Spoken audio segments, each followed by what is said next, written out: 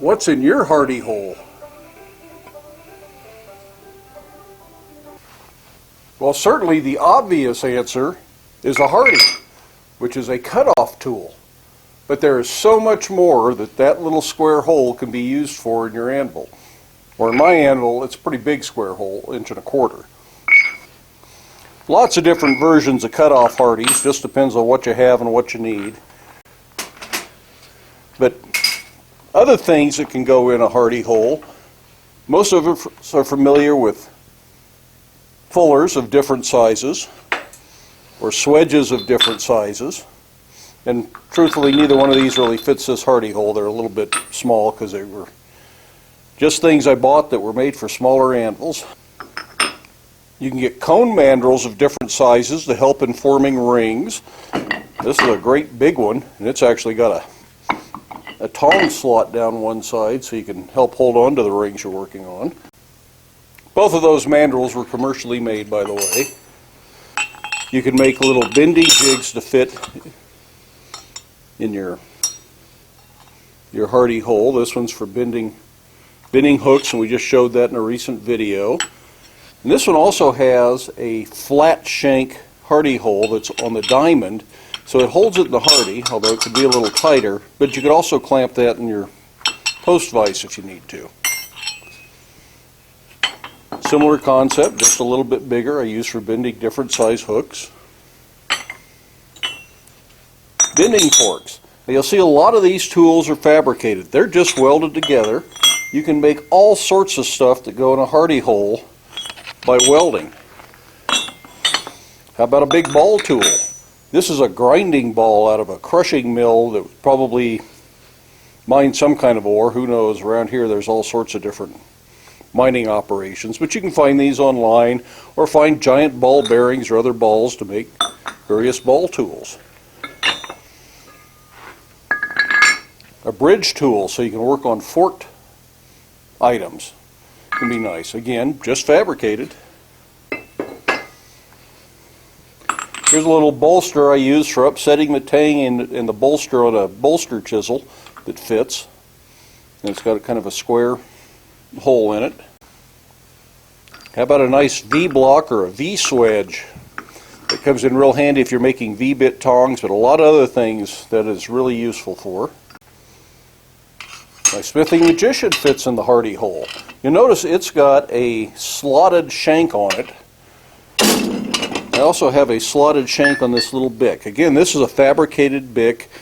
These were turned on a lathe to fit the taper socket chisel, and I use this when I'm welding up socket chisels. But that slot allows for a wedge to be put in.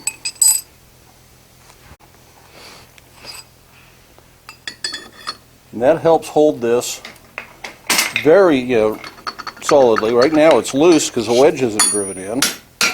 Now it's good and solid, so it's a good solid support. So that's an option if you've got wobbly hardy tools. A lot of times it just doesn't matter. They can wobble, it doesn't hurt anything. But something like this needs to be solid, so I have it wedged in to hold on to the anvil nice and tight.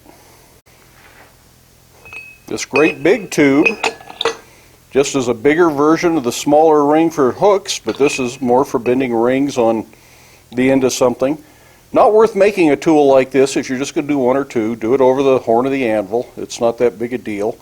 But if you're going to do bunches and bunches that need exactly the same size ring, a quickly welded up jig like this can be awfully darn handy.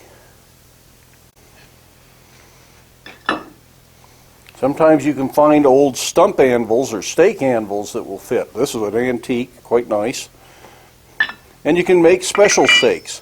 This is for working on the inside of an axe eye, so I can put it over there and work on I work on the outside. This supports the inside of the eye. And it's good and solid in the hardy hole. We've seen things like spring fullers for working with pipe or just fullering bars, or our tenoning die that we made the other day. These things all fit in the hardy hole.